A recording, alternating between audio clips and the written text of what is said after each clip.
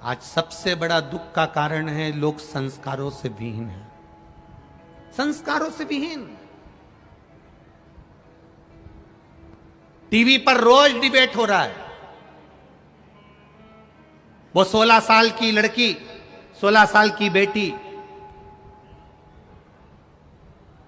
क्या नाम था, साक्षी, 16 साल की बेटी का 40 बार चक्कू मारकर और सिर पर पत्थर मारकर जो कृत्य किया गया, उसके लिए रोज टीवी पर बहुत विद्वान विद्वान बैठकर डिबेट कर रहे हैं। कोई कुछ बोलता है, कोई कुछ बोलता है, कोई कुछ बोलता है, कोई उसका पुराना चरित्र निकालेगा, कोई कुछ निकालेगा, कोई कुछ निकालेगा और टीवी पर सब शो कर दिया जाएगा। मेरा तो इतना सा निवेदन है अपनी बेटियों से, हम किसी को दोष नहीं देंगे, दोष हम अपने आप को देंगे कि तुम एक भारत की भूमि पर जन्म लेने वाली बेटी, सनातन धर्म में पैदा होने वाली बेटी, हिंदू धर्म में पैदा होने वाली बेटी, सोमवार का व्रत करने वाली बेटी, गणेश जी की स्थापना करने वाली बेटी, दुर्गा की पूजन करने वाली बेटी, संत साधुओं का सम्मान करने वाली बेटी, इनके चक्कर में पड़ कैसे जाती है।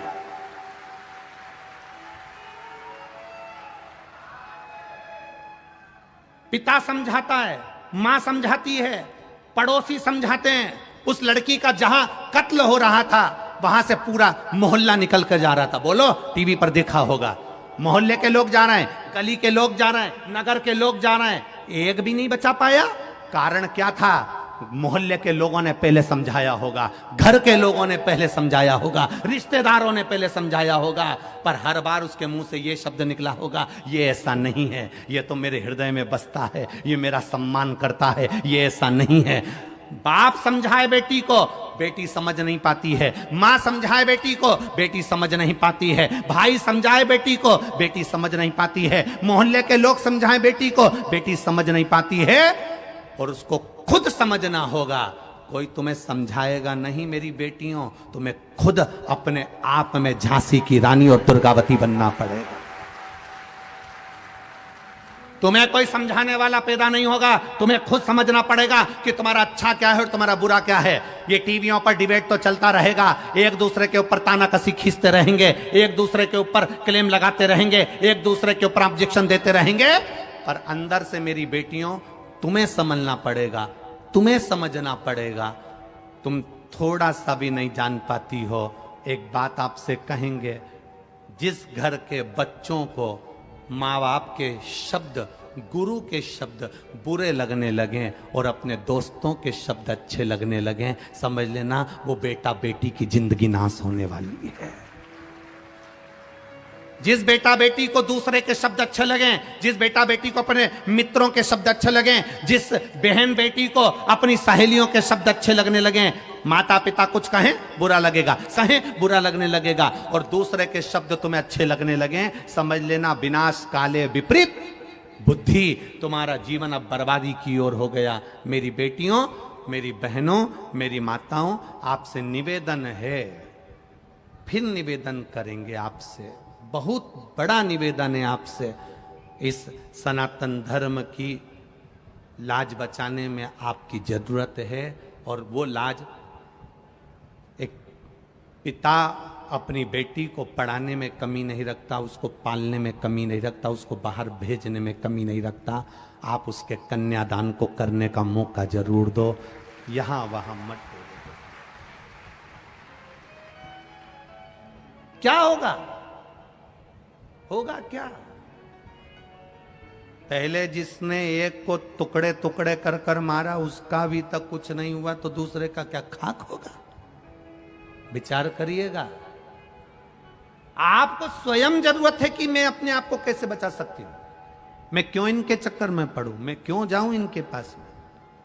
लोग कहेंगे वो बुरा, लोग कहेंगे वो बुरी, लोग कहेंगे ये शब्द, लोग कहेंगे वो शब्द। हमें किसी से मतलब नहीं, हम अपने आप को कितना संवार सकते हैं, हम उससे मतलब रखो। अपने आप को हम कितना संवार सकते हैं, अपने आप में मतलब रखिए। मेरी बेटियों, अपने आप को सुधारने का प्रयास करिए, संवारो। अपने पिता के दिल में निवास करने वाली बेटी हो तुम, अपनी मां की इज्जत हो तुम। और केवल माता पिता की इज्जत नहीं, एक एक सनातनी हिंदू की इज्जत हो तुम। तुम्हारे हाथ में बहुत बड़ा काम है, बहुत बड़ा।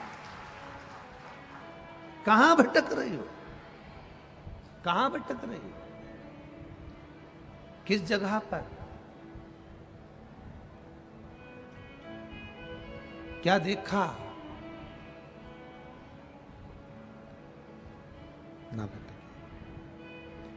पिता के पांव छूने वाला कभी गरीब नहीं होता, माता के पांव छूने वाला कभी बदनसीब नहीं होता, भाई के पांव छूने वाला कभी गम में नहीं डूबता, बहन के पांव छूने वाला कभी चरित्र विहीन नहीं होता, और गुरु के चरण छूने वाला कभी बर्बाद नहीं होता।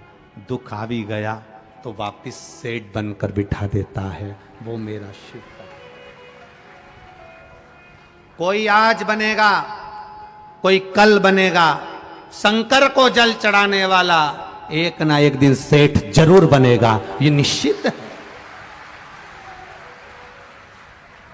देरी हो सकती है, फाइल थोड़ी मोटी हो सकती है, मेरे भोले बाबा दुख मिटाने में थोड़ी देरी कर सकते हैं, पर विश्वास रखना, तुम रोज मंदिर जाना चालू कर दो, शिव को जल चढ़ाना चालू कर दो, निश्चित है तुम्हें किसी की जरूरत नहीं पड़ेगी। जिस हाथ से तुमने महादेव को जल चढ़ाया है ना, वो हाथ महादेव पकड़ लेता है, कभी नहीं छोड़ता, मरते दम तक नहीं छोड़ता, आखिरी तक नहीं छोड़ता। करो आप शिव को जल समझ।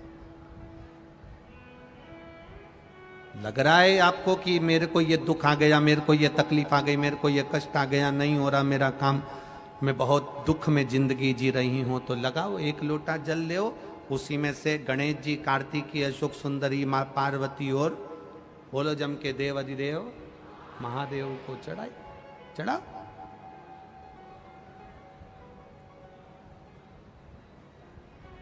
समर्पित करो।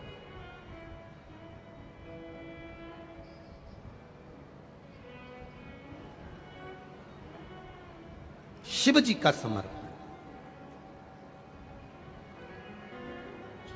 संत एकनाथ जी का परीक्षा भगवान भोलेनाथ जी ले लिए, परीक्षा लिए, गधे के रूप में आकर परीक्षा लिए। आता है समय,